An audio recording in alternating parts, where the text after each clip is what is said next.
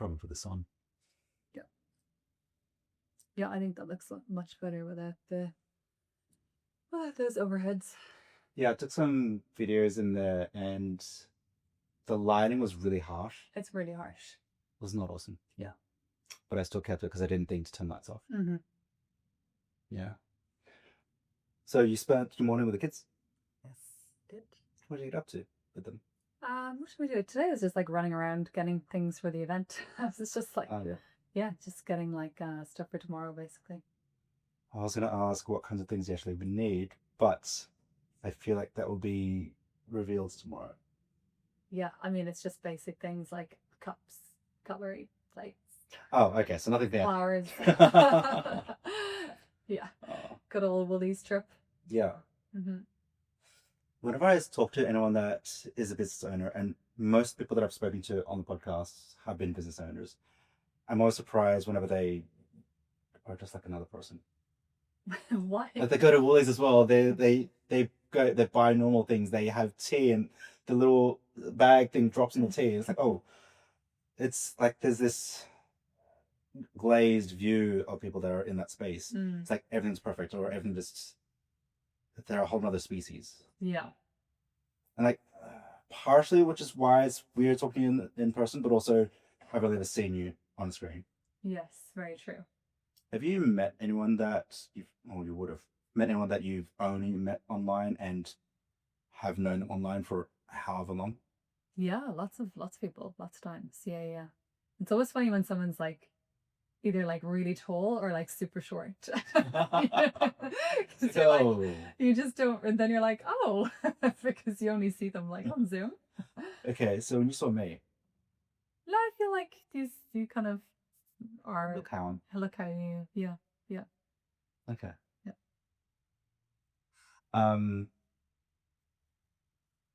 What were your expectations when you popped in today? Like when you were driving in, did you have any thoughts of, oh, it's going to go well, or it's going to be energetic, or?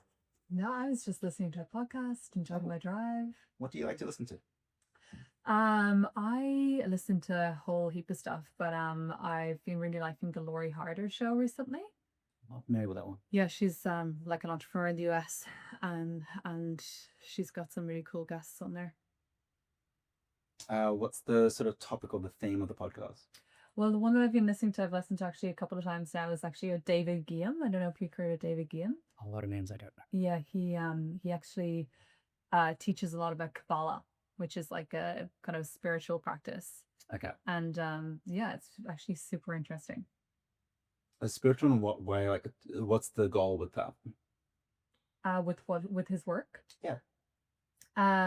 Well, he just actually, so he's got a really interesting story, but he started a company with his then partner, like a supplement brand, and it was like a massive brand in the US. And then he started a charity teaching people more about Kabbalah and like the practices and stuff like that. And so that's like a non-profit. It's just his way of giving back to teach people about like, connecting to their life's purpose and doing things that are bigger than themselves. Do you see yourself doing anything along the lines of giving back to the community? Yes. So one thing I really want to do is like launch kind of like a scholarship for my programs. Yeah. For moms that are returning to work after having kids.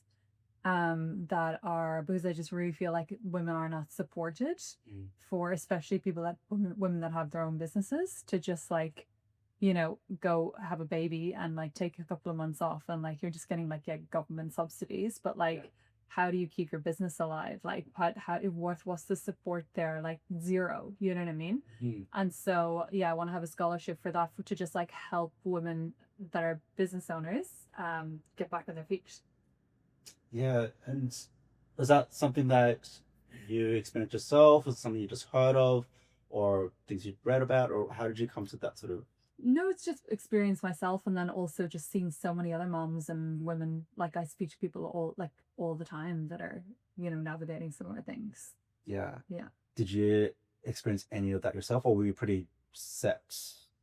Because when did you come to Australia? That was a while ago. Oh, I think it was about 12 years ago. Yeah, it was. Okay, so well before your children. Yeah, yeah, yeah, yeah, yeah. Yeah. Did you find it difficult raising a child whilst, or starting to raise a child whilst having the business? Yeah. I mean, in the former model of the business that I had, particularly, and that's why I completely changed my business model when I had kids. But yeah, the former like business model that I had was not sustainable with the way that I wanted to parent. Yeah, yeah, I mean, I could have chucked them in daycare from, aged like 3 months, and you know what I mean, and continued on the way I do. And some people have to do that as well. You know what I mean? So it's not judgment, but it's just like some people also don't really like have any other choice. So yeah. mhm. Give them that opportunity. Yeah. So, side notes, hand gestures. It's has lost that a couple times, which is probably hard, but just be mindful. Sure. That's yeah. Um. So, Keith, Yes. who are you? Who am I? How's like how deep are we going here? Are we talking like I'm a woman? As deep as you like to go. Ooh. How would you identify yourself? That's I don't know. How would I identify myself? God, you're already hitting me with the big ones. My dress. And this, by the way, is the start of the podcast. Yeah. We're going right in. I don't know. That's a tough one. That's a tough one. It's like very nuanced, but I'm a mom, I'm a business owner, I'm a wife. Yeah, a woman. Yeah, some people struggle with that question more so than others. They want to give it a really elaborate answer, and sometimes the simpler ones like that, a mom, parent, oh, parent, wife, business owner, that is a lot. Mm. Which one of those would you say is one that you feel most proud of? Um, I would say all of them. It's not to say that if you don't choose mom, then that Mm. doesn't mean your children aren't important, but just Yeah. which one do you feel you worked most for? Which one that when you say like, oh, yes, I'm really proud of that. Like honestly, all of them. Like I really don't like to like pigeonhole myself. You know what I mean? And I think like in general, there's this like kind of desire that people have to want to label everything, and I think the older I get, it's like the less I feel the need to like label everything, because also it's like we're evolving all of the time, you know what I Mm. mean? And it's like I heard an analogy just yesterday actually. It was like, say you picked an apple off a tree and you took a bite, and it hadn't ripened yet and it was bitter. Is that apple a bad apple? You know what I mean? But it's like, is it just, did you interact with that apple before it had matured, before it had finished its evolution, and so Mm. everything is in evolution, everything is growing, evolving, changing daily, so even if I was to say today I identify more as a mother, tomorrow I might feel differently. Mm. So interesting.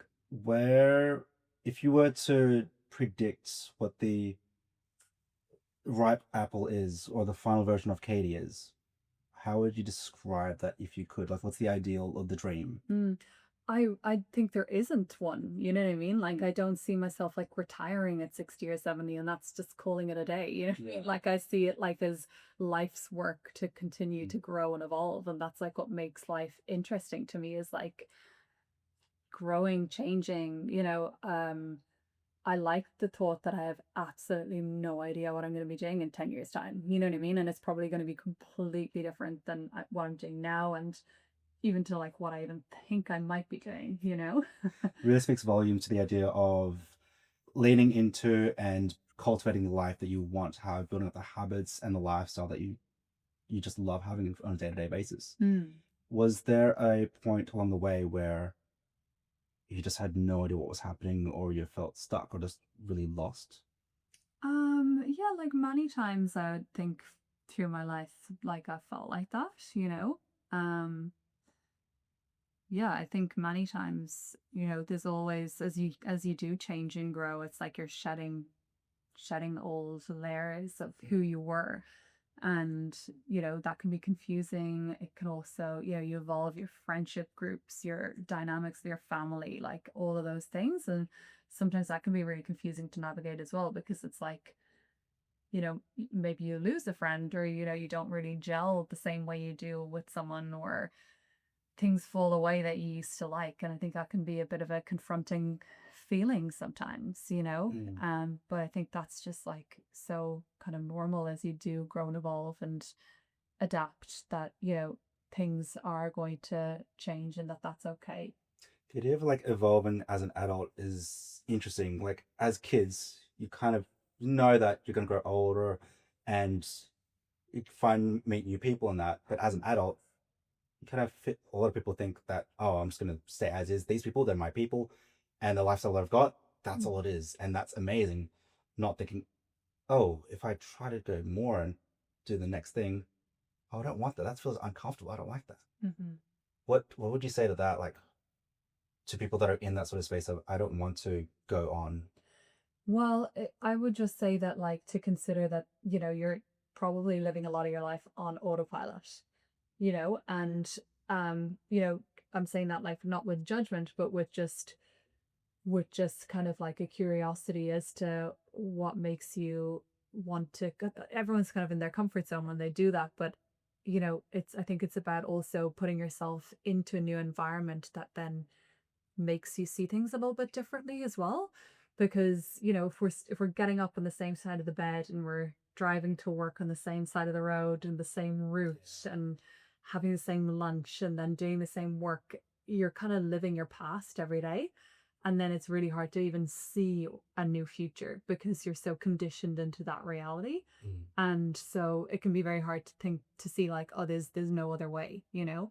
And it's like if you're on the market for a car and you're wanting to get a red car, you start seeing red cars everywhere, you know. But it's that same thing of like, you know, even that's why so many people get so inspired when they go to like go on holidays or go on a trip or, you know, go to a new conference or whatever, because you're getting out of that pattern. And it's like, you know, sometimes you drive somewhere and like it's 20 minutes later and you get there and you're like, whoa, I don't even remember that whole trip, you know, because you're literally running on autopilot. And so I think it's just about giving yourself the opportunity to come out of that autopilot to be able to like see some other avenues. Mm. And I'm assuming there was a point where you were on autopilot and then you decided to deviate from that. How did you start moving across if it was a conscious choice of yours? Yeah, and I mean, I'm sure there's like I'm also on autopilot now in lots of ways. Mm. You know, I think everyone is. There's so many areas that we are on autopilot, and that's just like the human condition. Like we do live so much on autopilot. Um, but I think it's just about having those like change and embracing change and doing things that are outside of your comfort zone, knowing that this is going to take me out of that autopilot, Yeah. you know? And so I think it's like something that you cultivate. It's not like it's not like I just woke up and was like, today is the last day I'm going to be on autopilot. You know what I mean? Yeah. And I think it was probably not even like a conscious choice at the time when I started doing that. It was more from like just feeling so much resistance to the life that I was living and really almost getting to that like breaking point that I had to do something differently, you know, Mm. rather than it being this conscious thing of like just discovery. It was more of like it got to that breaking point and I had to make some changes, and then just over the years continued to do different things and push myself out of my comfort zone and things like that. But yeah, I wish I could say that I was just this super wise, you know, like but I kind of a person. But no, like it was definitely from, you know, a lot of mistakes and realizing this is not where I want to be, Mm. to then be like, okay, I need to sort my shit out, you know? Yeah. With so the word mistakes. How do you even define what a mistake is? Because some people say that there are no mistakes. Some people say that. Well, what do you think a mistake is to you? I think to me, like I do believe there's no mistakes in the sense that like there's always learnings to come out of everything. But I more so mean what I more so mean by mistake is like, you know, you take a turn and you realize it's not the turn for you. Yeah. That you make a decision or you do something and then you have that feeling in your stomach like, oh, not good. Yeah. You're kind of like, it's like you eat a dinner and you're like, this sounds delicious. Then you eat it and you're like, oh, I feel so foul. Yeah. You I know? could have lived without that decision. Yeah, yeah. Exactly. So again, it's not a mistake, and that was probably the wrong word to use because it gives you the insight then to be like, okay, well, now I'm a bit closer to knowing what I do want. Mm. And often that's how we know what we want, is by actually knowing what we don't want. Yeah. Which is just as valid. Yeah. With I want you to think of a story or a point in time where something big happened and it changed sort of everything. Whether that was the way that you thought about things, whether it was the way that you lived, or the people that you surround yourself with. What is one event that just changed everything? I feel like there's been like a couple of things, but one that comes to mind is probably not long after I first got to Australia, maybe a couple of years in, when I was like in my corporate job Mm. and like wanting to leave, but I was on a visa with the company. And so I felt really trapped. I really felt very stuck because if I left, I would essentially be kicked out of Australia. Mm. And so I was kind of stuck there for a couple of years and I felt really kind of miserable being there. Um, and in the end, I just left because I was like, I don't care what happens. Like, Yeah. I need to get out of here now. And that whole period was really um like a big change for me in the sense of like just my reality changing day to day of like starting my own business and doing my own thing and everything. But also, I guess going through something like that where you realize actually, you know, you have choices, even when you feel like you're stuck or you're trapped or you don't have anywhere to go, you're still choosing. Like, I was still choosing to be there, Yeah. like I was still choosing that I wanted to be in Australia. And that was my choice. Mm. And I think when you can come to that place, it's a lot more empowering than feeling like, you're the victim of your reality and flipping it to be like, well, this is actually my choice in some levels and taking responsibility for that. Yeah. And then that's very empowering because if you can do that, it then means you're also have the ability and you're also responsible for changing that. Yeah. So what was the paint a vivid picture of what it was like in that moment where you just didn't like things, or I don't know, was it the conditions? Was it the people? What was it that was really Mm. tearing up inside? So there's a lot of politics in the job itself. Like there was a lot of just like bitching and like Mm. it was very like schoolyard, like Yeah. just not a good environment to be in. But that that's fine, whatever. But probably like a bigger part of it was just more me, just like, I just have such a big vision and like I'm so driven by purpose and if I'm not like expressing my creativity and doing things that like really inspire me and I feel like I'm making a difference and making an impact and like going to bed at night feeling like I did something worthwhile today, if I don't have that, like it just makes me very unhappy. Like I'm like a low res version of myself. And in that position, that was the way that like that was the way. I wasn't passionate about what I was doing by Mm. any means. I wasn't driven, and yeah. What what kind of job was it? Was it like a desk job? Was it an out there job? And what was the job that? How is it different to what you're doing now and what you wanted to do? Yeah, so basically it was so I thought that was my dream job as well, by the way. Oh wow. And Okay. so this is also why, like I think you really need to figure out like what you want and not just chase the things that you think are like the materialistic success markers. Like, Mm. I need to get a promotion, I need to get a new car, I need to get a new house, but then you get all those things and it's like, are you even, is that like, you get to the top of the mountain and it's like, are you even happy there? And so I was just working in like a design studio, and then I like my dream at the time, it was like I want to get to art director by the time I'm 25. And then I did it. I was art director of a company, and I was just like, what now, because Yeah. it wasn't the way that I thought it was. Like I had envisioned being art director was going to be very creative. I was going to have all these like fun projects that I was doing, everything like that. But it turned out it was like a lot more like managing drama, like within team, and just everyone was so immature. There was zero, like the company just, it's like zero HR policies or like any, anything like that. And so um I just was like, it just wasn't my like what I wanted to be doing. It wasn't actually creative at all. It was more about like, yeah, just a lot of bitching Right. and moaning and yeah. And you know which is fine, but it's just like that's just not where I want it to be at all, you know? And so it's not even about like bad mouthing a particular company or anything like that, but it's just about more so for me, like that was not what I wanted to be doing with my life. I wanted to be doing something having impact, not just like diffusing, shitty dramas about things. Yeah, so you had this idea of what you wanted to do and you went towards that, but it wasn't what you thought it was going to be. Mm-hmm. Um, and a lot of people have goals and dreams, and that's perfectly fine to have them. We should all have something to work and aspire towards. Mm. Um, how did you know that it was time for you to move on? Because some people stay in that space Mm. and they just stay unhappy there. Mm-hmm. How did you know that? Yeah, okay, I can't. I need to go, and I'm going to go. How did you get to that point of actually actioning that desire? I just really kind of it just got to my last straw. I just got to like my wits end that I was like I can't do this anymore. I think one day I came in and like my manager actually started like shouting at me in my face. That's Oh just wow. probably I was just like, what am I doing here? Like this is like not good.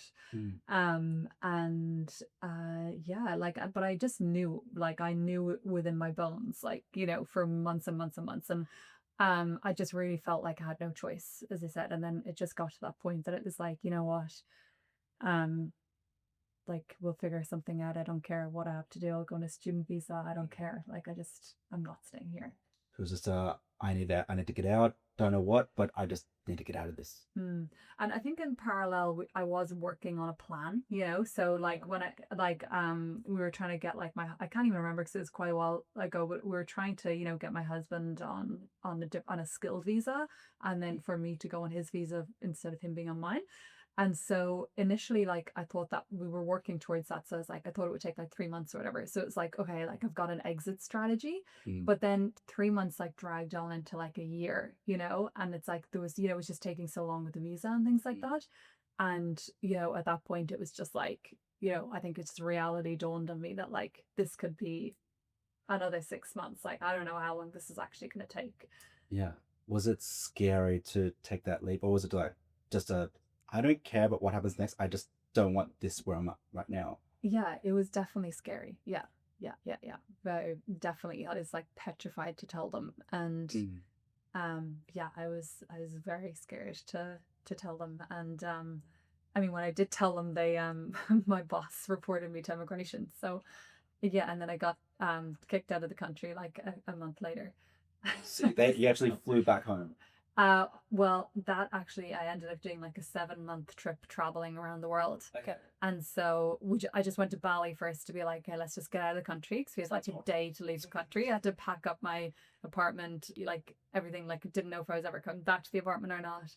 Mm. Yeah, all those things. And we just went to Bali and we're like, let's just wait to see if we can get a visa there. Yeah. We were there for a couple of weeks, wasn't coming through. So we're like, you know what, let's just keep traveling until we figure this out.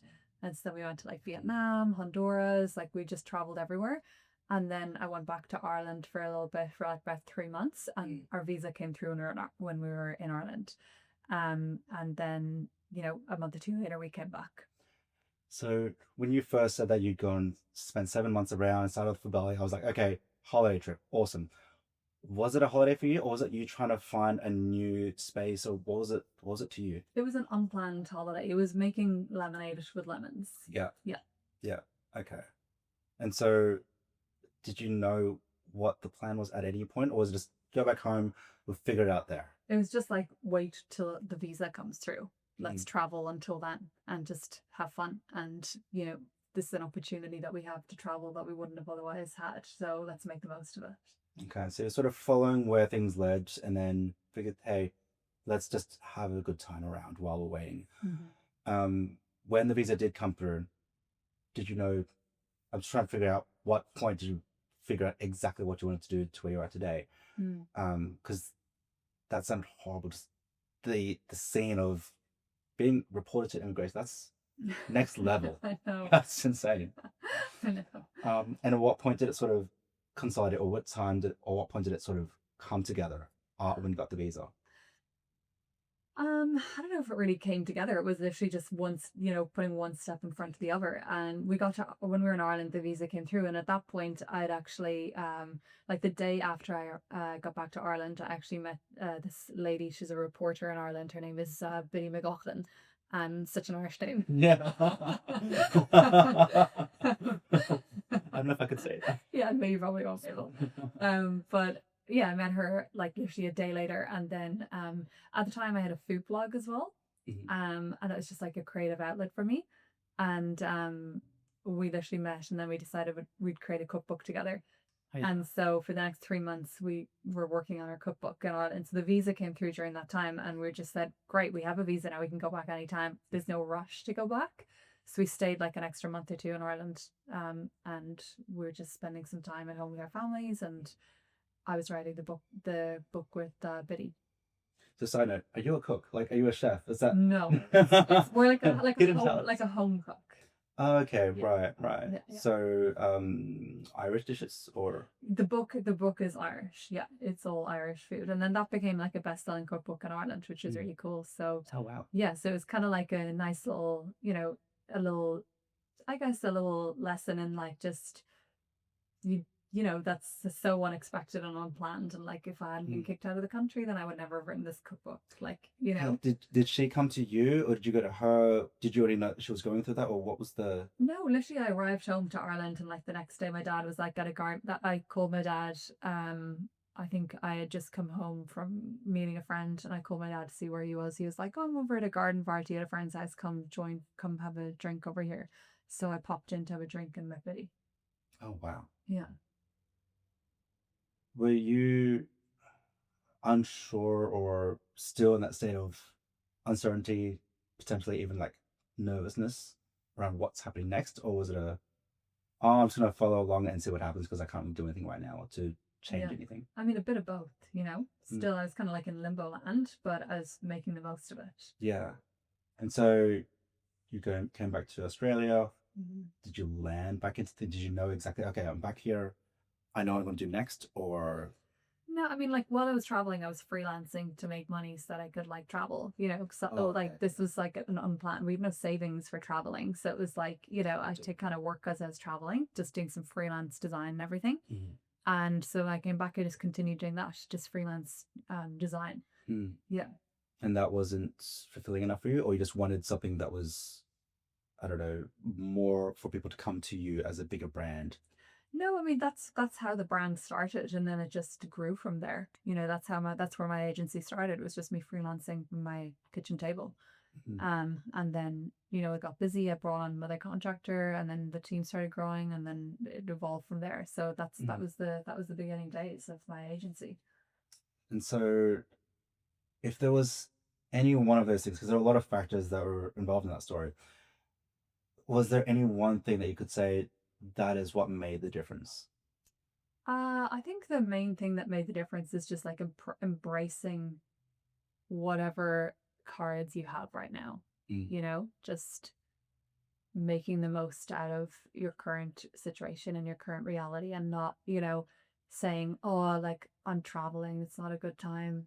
Like, oh, I'd love to do a cookbook, but I don't know if I'm leaving next week or the week after, so I better not. Or like I could have found 572 excuses not to do anything, but it was just about like saying yes and figuring it out. Yeah. So one of the people in the previous episodes, they talked about how when you think about things forward or the opportunities that are presented to you, you don't know how that'll play into your life. It may or may not. But when you think backwards, think, oh, this led to that led to that. And you realize that all the dots, they sort of, it makes sense. It led up to where you are today. And it sort of helped prepare yourself for that. Yeah. I mean, that's even like a famous Steve Jobs quote. It's like, you can't count the dots looking forwards. You have to look backwards. Yeah, wow. For anyone that might be in that position and have a little anger or hate or spite, what would you say to people that are in that space? Because they're not going to take up any yeses or opportunities. Yeah. I mean, look, I think it's about not judging emotions that come up, and so not labeling it as like oh, I've got anger or I've got spite, and just accepting that like you feel angry Mm. and allowing yourself to feel angry and then processing that and then like now what? What do I do today? Allow like so it's not about like denying that emotion and not having an outlet for it. Mm. It's about like feeling all of that and still, then just looking at like what can I do? I suppose tapping into the idea of like connection either with yourself or as may have been the case with you, like connecting with your dad who connected you with, was it Betty? But Betty. I'm not going to try and yeah. pronounce the surname. But the idea of like connecting with someone, whether it's yourself or someone around you, and just being open to whatever comes up. Yeah.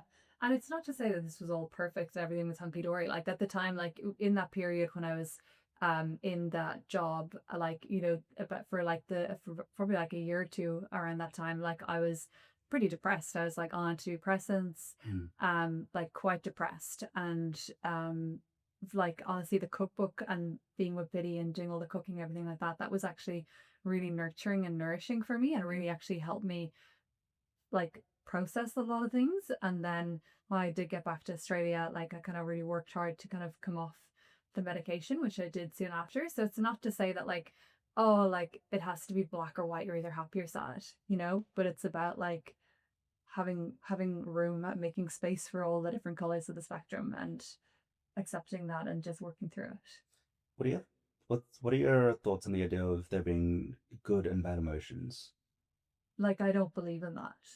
I think all emotions are there for a reason, and like judging them doesn't really help anything.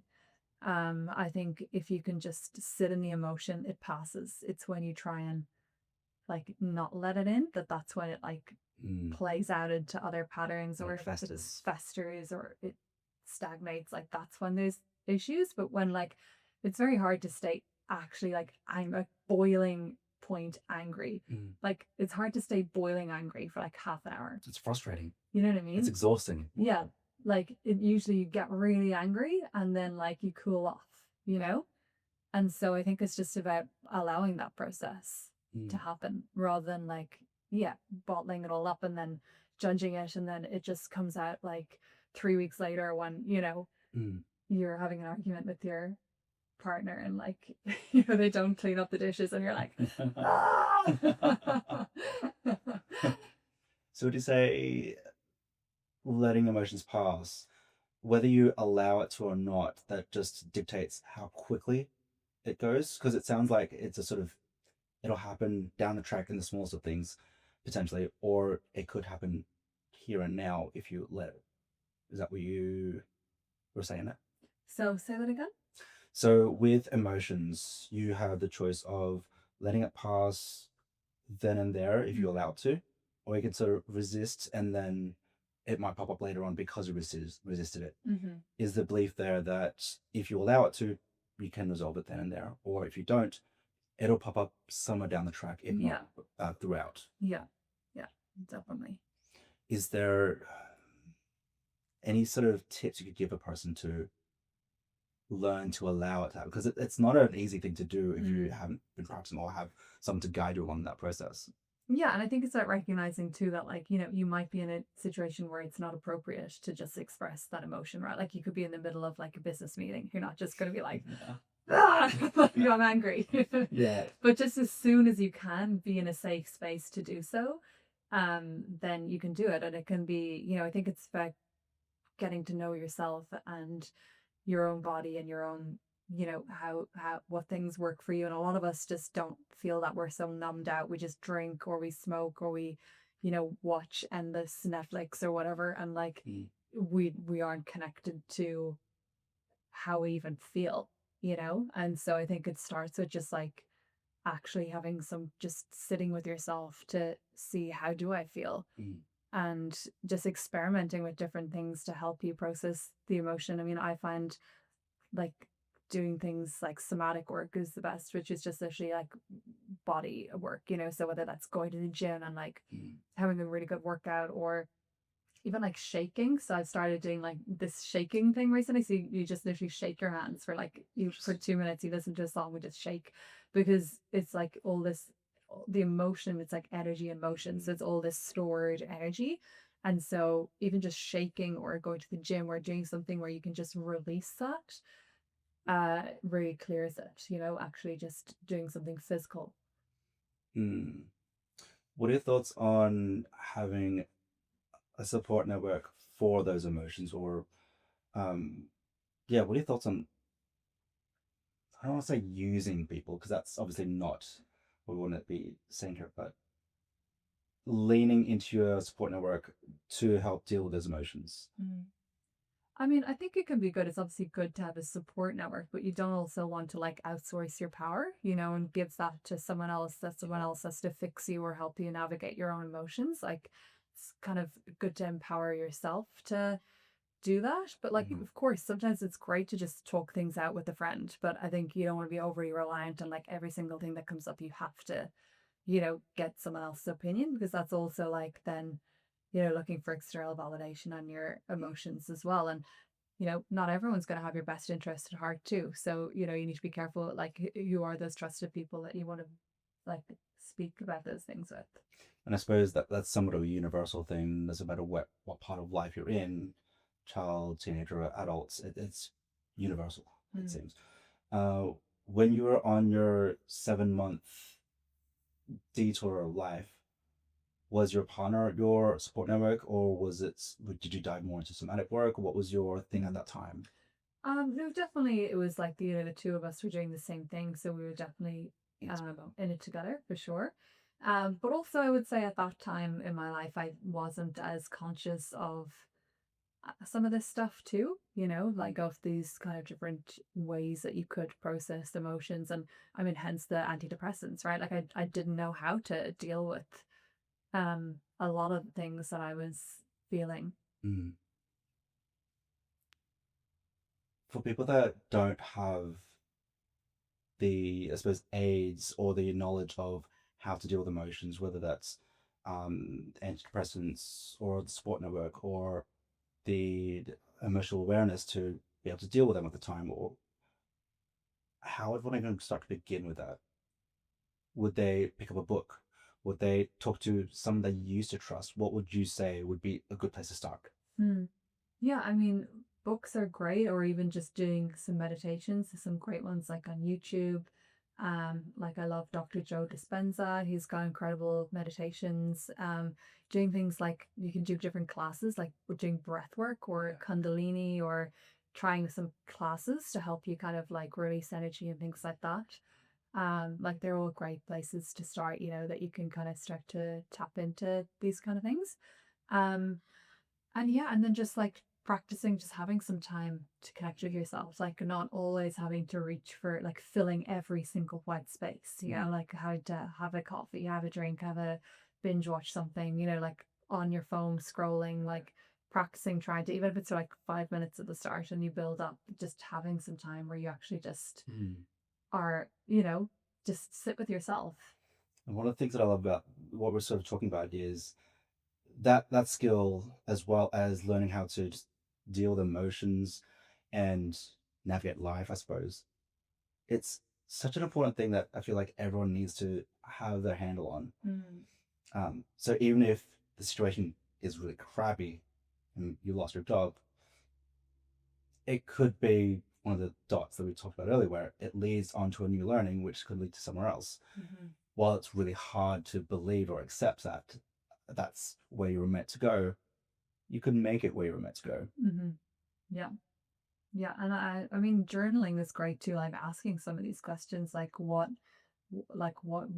did this, why is this happening? Is there learnings in this? What's the good thing out of this situation? Even if it's you lost your job or it's a bad thing, what's good about this? Mm. Just you start looking at all the different perspectives, then you might realize, oh, well, I guess if I didn't lose my job, then I wouldn't be pursuing my passion now, and I wouldn't have this opportunity to explore this now. Or so starting to look at like what's good, why could this be happening for me. Mm. So, what is one lesson or lessons that you want the audience to walk away with? So, what do you think they want to think of the episode with Kady and think, I learnt this from this episode? I think just starting to like really get to know yourself better and trusting yourself better, because I think it can be so tempting to want to like have three top tips or this practice or work with this person or do all these things and then you'll have the answers. And as someone that has like worked with so many different people now, like from coaches, masterminds, different modalities, practitioners, you name it, I've done it, as well as being on the other side of the table where I've mentored and coached hundreds of people and seen the inside of their businesses and been in masterminds where people have like talked about behind the scenes. It's like you really never know what's going on for someone, and someone on the outside that could look like everything's all together could have like the worst relationship where they feel so down, or like a kid that's like really sick, or you just like don't know what's kind of happening for people. And then also there's great practitioners and great philosophies and everything like that, but at the end of the day no one can really like tell you like who you are. Yes, you can be inspired and learn and everything like that, but really like all of those answers are within, as like cliche as it sounds. Yeah. But like they really are. And so the more that you can just like tune into that and get to know yourself and start to like trust your own intuition, I think that's just such a powerful practice for anyone to be able to then like discern, because there's so much noise. You're hearing advice from this guru and that guru, and like this is the way you have to do things and whatever. But like you need to use like your own discernment as to what's right for you. And I suppose that's becoming increasingly harder to do with social media coming to play and coming into play at a younger age, where they're being fed so many different pieces of information, so many different things that they could be doing or should not be doing, both from the parents, from friends, from teachers, from whoever it is on social media, also different places. And that's where it's like who do I trust? What do I believe in? What do I do? And that continues on to being when you're an adult. Who do I trust? What do I believe in? What do I use as a metric for success? Yeah. Are there any final remarks before we move on to the last thing? No, I think we've covered a lot. Okay. So on this podcast, I like to have a little bit of a tradition where the previous guest leaves behind either a truth or a kind of like a dare, and you get to choose between truth or challenge between the two of them. So what would you like? Truth or challenge? Can I hear what they are first? No. So what, like I have to answer truth or? Yeah. So you either answer a question or you complete a dare or task. It doesn't need to be done on the spot unless it's specified, but I generally bet them out. Like if it's too much, it's like, dude, can you make it legal or make it achievable for the person? I'll take the challenge. Okay. So the challenge is raise $1,000 for a charity of your choosing. Ooh, okay. With sponsors or donations from people that you don't know personally. Okay, so right. Basically, do good for the world. Yes, yeah, I mean, I love it. Yeah. Yeah, nice. Do you know which charity you're going to be choosing? Well, I mean, I'm already personally like donating to UNICEF at the moment. I think like all the kids over in Gaza, it's just like I think that has to be just something that is immediately rectified, of just like feeding like babies that are actually going hungry. So that would have to be the top of my mind thing right now. Yeah. Okay. I love that. Thank you so much for coming on, Kady. It's been beautiful having a chat with you. And yeah, thank you so much for sharing. No problem. Thanks for having me. Heck. Awesome. How did you feel? Good. Cool. Hopefully like it all recorded okay and everything. Stop flashing. Yeah. Does that just happen after a while? Or I mean the light.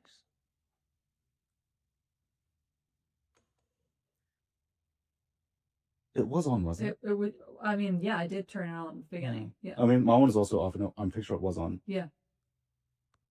Well, hopefully. If not, there's audio on this and audio on that. Yeah. Hope it's good enough. Awesome. Thanks, Kevin. Thank you. I appreciate you taking the time out to. have a chat. Yeah, of course. Oh my God.